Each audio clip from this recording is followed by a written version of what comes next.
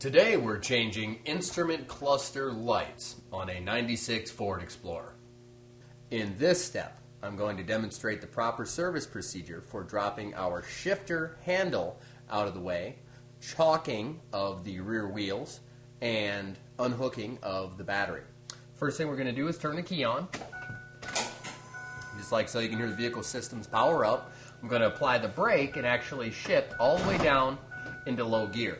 Now we're not going to be going anywhere or doing anything with the vehicle, but the shifter handle is in the way of the instrument cluster, so you're going to want to shift it all the way down and then shut your key off. What we're going to do from there is step out of the vehicle and slip this wheel chock behind the back tire. I'm going to do that now. Just like so. Slip it in there, give it a kick so it's in place. What that'll do is keep the vehicle from rolling away while we're servicing it. From there, I'm going to step up front and unhook the negative battery terminal. Again, we're going to unhook the negative battery terminal. We're going to do that because we're going to be inside the electronics of the dash pretty heavy. Anytime you get into that kind of circuitry, you're going to want to de-energize the vehicle's electrical systems. You're going to do that by unhooking the negative terminal.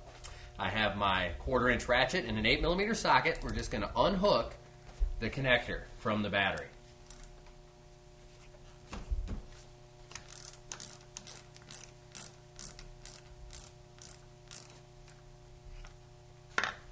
Give her a little wiggle.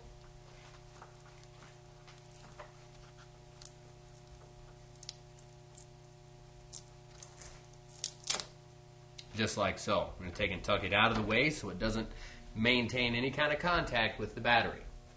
That is the proper service procedure for dropping your shifter lever out of the way, chalking the rear wheels, and unhooking your negative battery terminal.